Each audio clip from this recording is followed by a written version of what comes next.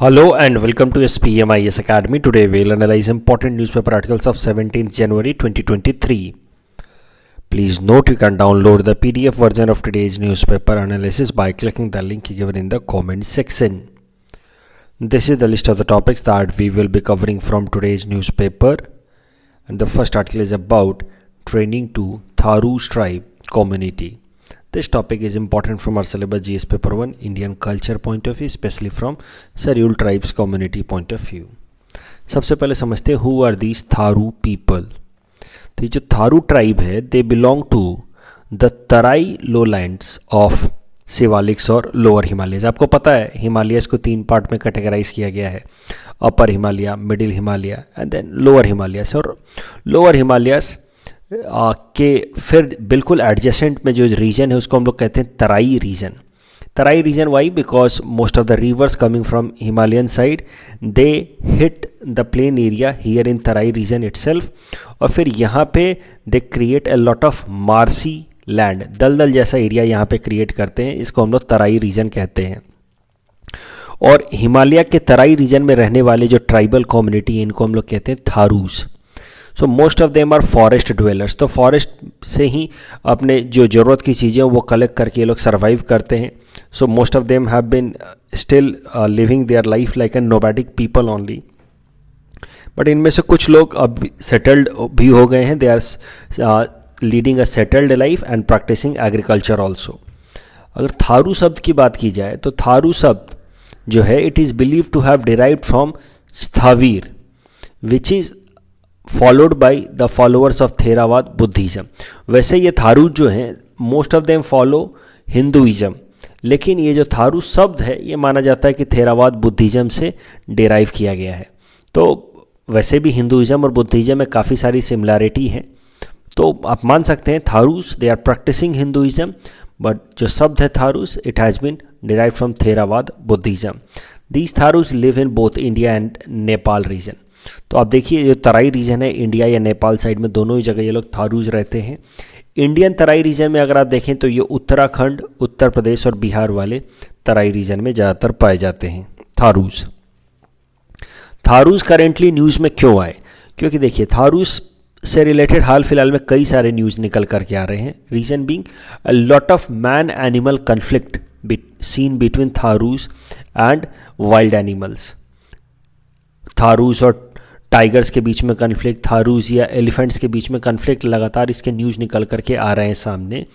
और इस कारण से जो फॉरेस्ट ऑफिशियल्स हैं of Katarni Ghat division of forest they are making a plan for financial inclusion of Tharus group. ये न्यूज़ अपने आप में इंपॉर्टेंट नहीं है कि कतरनी घाट फॉरेस्ट ऑफिशियल जो हैं वो थारूज के फाइनेंशियल इंक्लूजन की प्लानिंग कर रहे हैं. बट हाँ, आप कहीं अगर मैन एनिमल कन्फ्लिक्ट पे आंसर लिख रहे हो तो आप लिख सकते हैं कि हाल फिलहाल में Tharus have been facing a lot of problem because of human and animal conflict. ये जो कतरनी घाट वाइल्ड लाइफ सेंचुरी है यहाँ के forest officials now they are planning to have some other economic alternative for Tharus rather than allowing them to live or remain dependent upon forest reserves. क्योंकि forest reserves को collect करने के चक्कर में ही Tharus को बहुत सारे वाइल्ड एनिमल से कन्फ्लिक्ट फेस करना पड़ रहा है. सो एक कतरनी घाट वाइल्ड लाइफ सेंचुरी के बारे में अगर बात की जाए तो देखिए this Katarniya Ghat wild life sanctuary is present in भराच डिस्ट्रिक्ट ऑफ उत्तर प्रदेश. इतना याद नहीं रखना है, बस इतना याद रखिए आप कि APSC एग्जाम के लिए खासकर इतना डिटेल में नहीं रटना है. इतना बस समझ लीजिए कि this Katarniya Ghat wild life sanctuary is part of Dudhwa national park and tiger reserve. ये Dudhwa national park tiger reserve बहुत इंपॉर्टेंट है, उत्तर प्रदेश में है, इसको आपको याद रखना है. उत्तर प्रदेश में भी बिल्कुल बॉर्डर रीजन में, ये रेड कलर से आप देख रहे हैं ये बॉर्डर है उत्तर प्रदेश और नेपाल के बीच में. तो दुधवा नेशनल पार्क का हिस्सा है Katarniya Ghat wild life sanctuary. Dudhwa national park is also a tiger reserve. In fact ये जो कतरनिया वाइल्ड लाइफ सेंचुरी है it provides a strategic connectivity for tigers between India and Nepal. तो इंडिया और नेपाल के बीच में जो टाइगर्स रोम करते हैं उनके लिए स्ट्रैटेजिक कनेक्टिविटी प्रोवाइड करता है ये Katarniya wild life sanctuary, Katarniya Ghat wild life sanctuary. यहाँ पे साल और टीक के फॉरेस्ट ज़्यादातर मिलते हैं, डिसीडुअस फॉरेस्ट ज़्यादातर मिलते हैं. ये सब चीज़ें पीटी पर्सपेक्टिव से आपको याद रखनी है. या बॉर्डर देख लीजिए, यहाँ पे Dudhwa national park border region में बिल्कुल इंडिया और नेपाल के, और नेपाल साइड के ये जो वाइल्ड लाइफ सेंचुरीज हैं, वाइल्ड लाइफ रिजर्व्स हैं, इनको याद नहीं रखना है, फिर भी मैं पढ़ देता हूँ। Royal Bardiya national park and royal Suklaphanta wild life reserve. इस टॉपिक के बेसिस पे ये प्रीलिम्स प्रैक्टिस क्वेश्चन हमने आपको दे रखा है। Please attempt this question and you can submit the answer in the comment section. The next article is about special assistance to states for capital investment scheme, and this topic is important from our syllabus GS paper 3 Indian economy point of view. Special assistance to states for capital investment scheme, ये central government द्वारा चलाई गई ये scheme है जिसमें financial assistance दिया जाता है स्टेट गवर्नमेंट्स को, और इस फाइनेंशियल असिस्टेंस की मदद से स्टेट गवर्नमेंट जो है वो कुछ कैपिटल एक्सपेंडिचर कर सकते हैं। कैपिटल एक्सपेंडिचर मतलब असेट क्रिएशन के लिए वो कुछ खर्च कर सकते हैं। I hope you know the difference. आपको पता होना चाहिए कैपिटल एक्सपेंडिचर और रेवेन्यू एक्सपेंडिचर के बीच का अंतर। कैपिटल एक्सपेंडिचर की मदद से या तो कोई असेट क्रिएट होती है, नहीं तो कोई पुरानी लाइबिलिटी कम होती है। तो ये जो स्कीम है भारत सरकार की, special assistance to states for capital investment scheme, इसमें भारत सरकार स्टेट्स को, मिनिस्ट्री ऑफ फाइनेंस की तरफ से स्टेट गवर्नमेंट को लोन दिया जाता है ताकि स्टेट्स अपने अपने रीजन्स में असेट क्रिएट कर पाएँ, कैपिटल इन्वेस्टमेंट कर पाएँ। इसमें 50 साल का इंटरेस्ट फ्री लोन दिया जाता है फॉर कैपिटल इन्वेस्टमेंट प्रोजेक्ट। लेकिन कौन कौन से प्रोजेक्ट्स लिए जाएंगे इसके अंतर्गत, उसके लिए स्टेट्स को एक डिटेल रिपोर्ट सबमिट करना होता है भारत सरकार को कि ये प्रोजेक्ट वो लेना चाहते हैं, और अगर भारत सरकार अप्रूव कर दे तभी जा कर के इस स्कीम के अंतर्गत स्टेट्स को कैपिटल एक्सपेंडिचर के लिए लोन मिलता है। The loan provided under the scheme will be over and above the normal borrowing ceiling allowed to the states। तो देखिए हर एक स्टेट कितना बोरो कर सकता है उसका भी एक लिमिटेशन है जो भारत सरकार ने उनके ऊपर लगाया हुआ है। For example, the centre has set A borrowing limit of 3.5% of their gross state domestic production for the physical year 23, यानी कि जो फिजिकल ईयर 2023 है, जिसमें 2022-23 जो अभी हम चल रहा है, इसमें कोई भी state maximum 3.5% of its GDP borrow कर सकता है विथ एक्स्ट्रा 50 बेसिस पॉइंट, यानी कि 0.5% window if the state carry out a reform in the power sector. So maximum 4% बोरो कर सकता है कोई भी स्टेट अगर वो पावर सेक्टर के फील्ड में कोई रिफॉर्म ला रहा है, और नहीं तो फिर वो 3.5% तक बोरो कर सकता है of its gross state domestic production. लेकिन इस स्कीम के अंतर्गत जो लोन दिया जाता है that is not counted under the ceiling limit provided by the centre under this provision. ये जो 3.5% का प्रोविजन है किसी भी स्टेट के maximum borrowing limit, this has been given as per the recommendation of finance commission. अब current context देखते हैं। तो जैसा कि मैंने आपको बताया कि special status to states for capital investment scheme लाया जा सकता है भारत सरकार द्वारा। इसी डायरेक्शन में भारत सरकार एक 2000 करोड़ का स्कीम लेकर के आई है जिसके अंतर्गत states can borrow from the central government for capital investment. Objective, ये जो 2000 करोड़ का नया स्कीम लाया गया है इस पर्टिकुलरली किस पर्पस के लिए लाया गया वो जरा देखते हैं।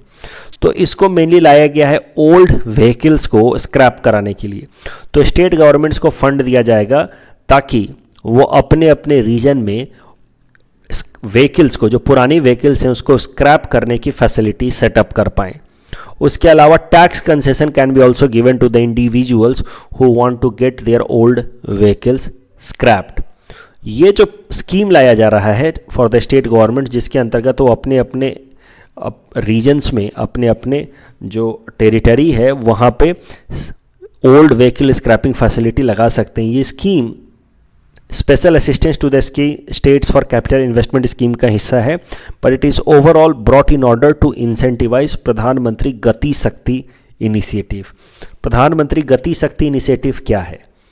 इसका मेन पर्पस ही है कि इंफ्रास्ट्रक्चर रिलेटेड जो प्रोजेक्ट हैं उनको गति दी जाए, स्पीड दी जाए और शक्ति दी जाए, पावर दिया जाए, मतलब जल्दी जल्दी इंफ्रास्ट्रक्चर रिलेटेड प्रोजेक्ट्स को कंप्लीट किया जाए। इसके लिए भारत सरकार की जो 16 अलग अलग मिनिस्ट्रीज या डिपार्टमेंट्स हैं उनको वो कंबाइंड तरीके से, जॉइंट तरीके से, वो फोकस्ड तरीके से काम कर पाएँ, इसके लिए एक सेंट्रलाइज्ड पोर्टल बनाया गया है, पीएम गति शक्ति पोर्टल, जो 16 मिनिस्ट्री या डिपार्टमेंट्स इंफ्रास्ट्रक्चर के फील्ड में काम करें। Now all of them can coordinate with help of this PM गति शक्ति पोर्टल।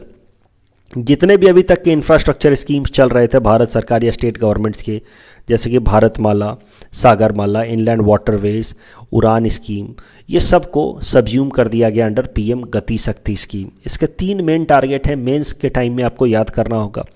कट लॉजिस्टिक कॉस्ट, तो जो ट्रांसपोर्टेशन कॉस्ट है उसको कट डाउन करना है, कार्गो हैंडलिंग कैपेसिटी को बढ़ाना है, ज़्यादा से ज़्यादा वो अपनी कैपेसिटी को इंक्रीज़ कर पाएँ हम लोग इंफ्रास्ट्रक्चर के अंदर, जो कार्गो मूवमेंट की कैपेसिटी उसको बढ़ा पाएँ। Reduce the turn around time, यानी कि किसी भी प्रोजेक्ट को कंप्लीट करने के लिए जो वक्त लगता है उसको मिनिमाइज़ किया जाए। ये जो गति शक्ति स्कीम है, इट विल ओवरहॉल या overall subsume national infrastructure pipeline, जो 110 लाख करोड़ का स्कीम चलाया था भारत सरकार ने 2019 में national infrastructure pipeline, infrastructural projects को प्रमोट करने के लिए। अब ये national infrastructure pipeline project will be subsumed under PM गति शक्ति स्कीम। इस टॉपिक के बेसिस पे ये प्रीलिम्स प्रैक्टिस क्वेश्चन हमने आपको दे रखा है। Please attempt this question and you can submit the answer in the comment section. The next article is about exoplanet discovered by James Webb, and this topic is important from our syllabus GS paper 3 science and technology point of view. Exoplanets होते क्या हैं? तो planets outside our solar system are known as exoplanet. तो ये जो planets होंगे they revolve around some other star apart from our sun. हमारे sun के अराउंड जो रिवॉल्व करने वाले प्लैनेट हैं, they will be considered as part of our own solar system, जैसे यूरेनस, नेपट्टून, प्लूटो, ये सब these are planets of our own solar system. लेकिन any other planet that revolves around any other sun will be known as exoplanet. They are also known as extra solar planets. These planets are difficult to see either directly or through telescope because they have very low brightness। बहुत दूर से आ रहे हैं, उसके अलावा उनका सन जो है वो उतना ब्राइट नहीं भी हो सकता है, जिस कारण से ब्राइटनेस कम होती है और इस कारण से इन प्लैनेट्स को देखना थोड़ा कठिन होता है। जो सबसे पहला एक्सो प्लैनेट डिस्कवर किया गया था, दैट वाज डिस्कवर्ड इन 1995। उसका नाम रखा गया था 51 पेगासी बी। नासा के हिसाब से अब दुनिया में हमने लगभग 5000 से भी ज़्यादा एक्सो प्लैनेट को डिस्कवर कर लिया है अब तक, पिछले 27-28 सालों में। एक्सो प्लैनेट्स की डिस्कवरी इंपॉर्टेंट क्यों है? एक्सो प्लैनेट्स की डिस्कवरी की मदद से हमें यूनिवर्स के अंदर अलग अलग जगहों पे एनर्जी रिसोर्सेज के बारे में पता लगता है। उसके अलावा लाइफ, हमारे अर्थ के अलावा क्या कहीं और लाइफ है या लाइफ पॉसिबल है, इसको डिस्कवर किया जा सकता है with study of more and more exoplanets. उसके अलावा with study of more and more exoplanet, it broadens our understanding about solar system, origin of universe and all। exoplanets की बात की जाए तो इनको 4 कैटेगरी में डिवाइड किया गया। Gas Giants who are more like a gas structure, Neptune like, super earth and terrestrial।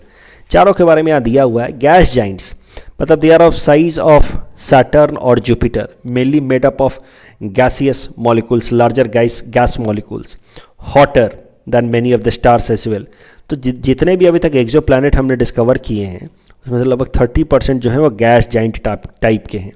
35% को हमने कहा है Neptune like, because they are similar to Neptune and Uranus, and they can be ice giants also, they can be called as ice giants also. 31% को हम लोग कहते हैं super अर्थ। इतना डिटेल में रटना नहीं है, खाली मैं समझा रहा हूँ, क्या पता कभी कोई पासिंग रेफरेंस में कुछ आ जाए सवाल एक्सो प्लैनेट्स पर, तो आपको ये सब आइडियाज़ क्लिक कर जाएंगे और आप MCQs टिक कर पाएंगे। तो 31% जो एक्सो प्लैनेट्स डिस्कवर किए गए, they are more like earth, slightly bigger than earth, and that is why they are known as super earth. Well 4% are small rocky planets, they are of size around our earth itself or little bit smaller. अब एक तो बात समझ लिया हमने एक्सो planets के बारे में, अब जरा समझते हैं जेम्स वेब टेलीस्कोप के बारे में। ये एक टेलीस्कोप है जिसको लॉन्च किया गया है स्पेस में by 3 space agencies of the world, NASA of US, European space agency of Europe and Canadian space agency of Canada. ये जो जेम्स वेब टेलीस्कोप है, it has replaced Hubble space telescope. It is 100 times stronger than Hubble telescope. देखिए telescope का काम क्या होता है, इसको स्पेस में लॉन्च किया जाता है जिसकी मदद से वो यूनिवर्स के अंदर अलग अलग जो प्लैनेट्स हैं, स्टार्स हैं, गैलेक्सीज हैं, अलग अलग तरह के लाइट्स हैं, उसको वो रीड करे और उससे रिलेटेड इन्फॉर्मेशन हमारे अर्थ पे भेजे। That is the purpose of telescope. तो पहले यूनिवर्स में एक स्पेस में टेलीस्कोप स्टैब्लिश किया गया था, हुबल टेलीस्कोप, जिसको 1990s में इस्टेब्लिश किया गया था, जिसने लगभग 30 साल तक हमारे लिए सर्व किया। अब हुबल टेलीस्कोप को रिप्लेस करके उससे स्ट्रॉन्गर, लगभग 100 times stronger telescope James Webb telescope हमने लॉन्च कर दिया है। जेम्स वेब टेलीस्कोप को लॉन्च किया गया था 24 दिसंबर 2021, जिसका मेन 2 पर्पस है। जेम्स वेब टेलीस्कोप की मदद से we are trying to look into the past.